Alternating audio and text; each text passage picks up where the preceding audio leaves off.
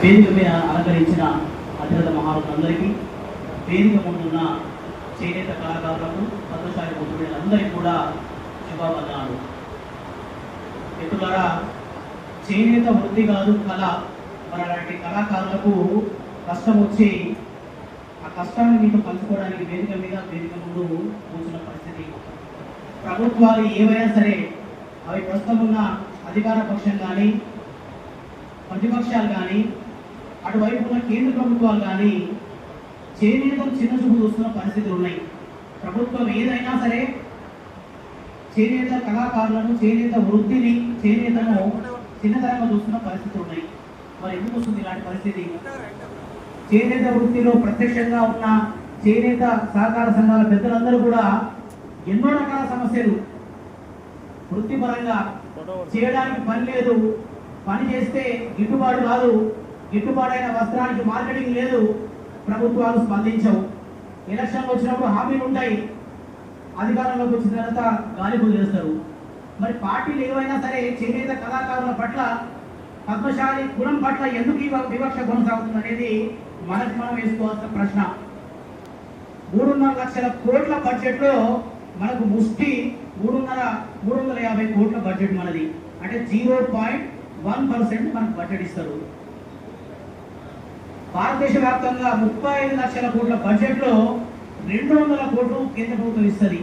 అంటే ఎటు చూసినా వృత్తి మాట్లాడడానికి వచ్చేసరికి పవిత్రమైన వృత్తి, గొప్ప వృత్తి, చేనేత కళాకారులు అని చెప్తున్నారు. కానీ చేతుల్లోకి వచ్చేసరికి ఇవన్నీ జరగడం లేదు. మనం మిగతా కులాలను కంపేర్ చేస్తే తెలంగాణలోనే మనకన్నా ఇంకొక 3 లక్షలు ఎక్కువ ఉన్న గౌడ కులాన్ని చూసుకుందాం. మనకు ఏ కులం మీద వివక్ష లేదు, వాళ్ళు సాధించుకుంటే సంతోషమే. వాళ్ళని చూసి మనం నేర్చుకోవాల్సింది ఏందో ఈ వేదిక ద్వారా చెప్పదలిచినాను. గౌడ సంఘాలలో మనకన్నా 3 లక్షలు ఎక్కువ జనాభా ఉంటుంది, కానీ వాళ్ళకు 500 నుంచి 700 కోట్ల బడ్జెట్. మనకన్నా 10 లక్షల ఎక్కువ బడ్జెట్ జనాభా ఉన్న యాదవులకు మన బడ్జెట్లో 5,000 కోట్ల బడ్జెట్ ఉంటుంది. కానీ పద్మశాలకు వచ్చేసరికి, వృత్తి వరకు వచ్చేసరికి 350 కోట్లు, కార్పొరేషన్ పేరు మీద 100 కోట్లు ఇస్తామని చెప్తారు, కానీ 100 రూపాయలు కూడా ఖర్చు పెట్టరు. మరి ఇవన్నీ ఎందుకు జరుగుతున్నాయి? దేనికింత కష్టం వస్తుంది మనకు? మన వైపు నుంచి నిలబడి మాట్లాడే నాయకుల్ని మన కులం తయారు చేసుకోలేకపోవడం వల్ల వచ్చిన ప్రమాదం ఇది. మనం ఇప్పటిదాకా ఎమ్మెల్సీ రమణ గారు ఉన్నారు, కార్పొరేషన్ చైర్మన్ అనిల్ ఉన్నారు, ఏదైనా సమస్య పోతున్నాం. కానీ 4% ఉన్న పద్మశాలీలకు దాదాపుగా 6 మంది ఎమ్మెల్యేలు ఉండాలి, నామినేటెడ్ పోస్టు 10 మంది ఉండాలి. మనకి ఏదైనా కష్టం వస్తే, నష్టం వస్తే అది కులానికి సంబంధించిన నష్టమా, వృత్తికి సంబంధించిన నష్టమైనా మనం పోయి వాళ్ళని కలిసేటట్టుగా, ప్రభుత్వ పెద్దలను ఒప్పించేటట్టుగా చట్టసభలో చట్టం చేసే దగ్గర మన వాళ్ళు ఉంటే మనకు ఈ దౌర్భాగ్య స్థితి ఉండదు, మమ్మల్ని పట్టించుకునే పరిస్థితులు ఉండవు.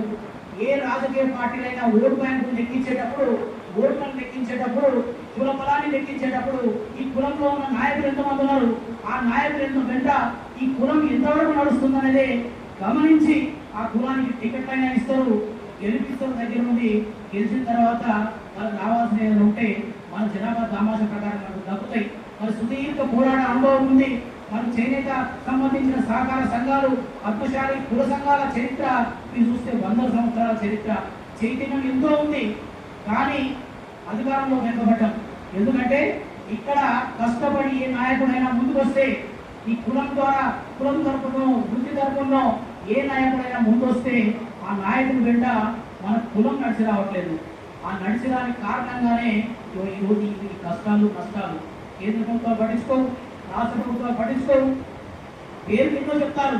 కానీ వాస్తవ పరిస్థితి వచ్చేసరికి మాంత్రికుడి ప్రాణం చిలుకలో ఉన్నట్టు మనం సాధించాలనుకుంటే ఏదైనా సరే అధికారంలో ఉంటేనే, అక్కడ అసెంబ్లీలోనో పార్లమెంట్లోనో నామినేటెడ్ పోస్టులోనో మనం ఉంటే తప్ప మనకు ఇంకొక మార్గం మాత్రమే మనం ముందుకెళ్ళగలుగుతాం చెప్పేసి